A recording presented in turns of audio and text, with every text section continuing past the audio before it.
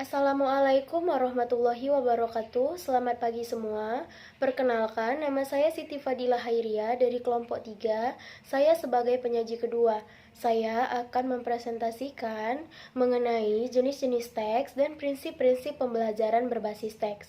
Sebelumnya, saya ingin mengucapkan terima kasih kepada Profesor Dr. Hasna Faizah yang telah membimbing saya.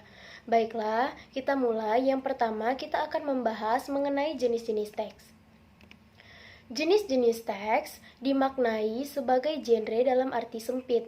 Genre sebagai jenis teks dapat digolongkan menjadi dua, yaitu genre faktual dan genre fiksional atau genre rekaan. Genre faktual adalah jenis teks yang dibuat berdasarkan kejadian, peristiwa, atau keadaan nyata yang berada di sekitar lingkungan hidup. Genre faktual meliputi laporan, deskripsi, prosedur, recount, eksplanasi, dan diskusi. Yang kedua adalah genre fiksional. Genre fiksional adalah jenis teks yang dibuat berdasarkan imajinasi, bukan berdasarkan kenyataan yang sesungguhnya. Genre fiksional sendiri mencakup recount, anekdot, cerita atau naratif, dan eksemplum.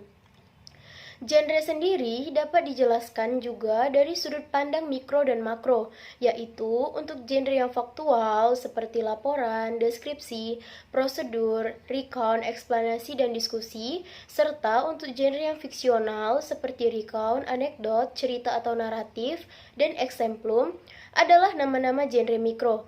Tetapi pada kenyataannya, teks-teks yang sering dijumpai di masyarakat merupakan campuran dari beberapa genre mikro. Sedangkan genre yang digunakan untuk menamai jenis teks itu secara keseluruhan disebut dengan genre makro. Nah, selanjutnya saya akan membahas mengenai prinsip-prinsip pembelajaran teks.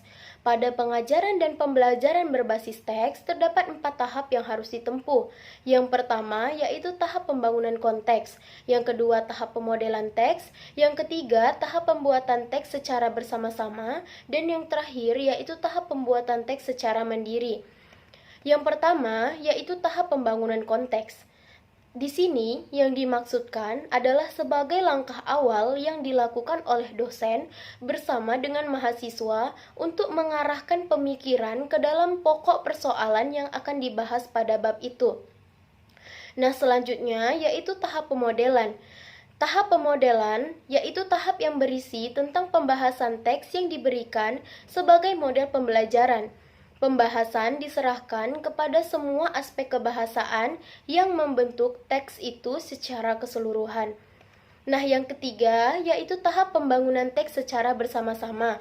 Pada bagian ini, karena pada dasarnya mahasiswa belum dapat membangun teks secara mandiri, maka mahasiswa masih membutuhkan fasilitasi dari pihak lain. Fasilitas itu dapat berasal dari dosen, teman sejawat, atau dari siapapun. Nah, yang terakhir yaitu tahap belajar mandiri.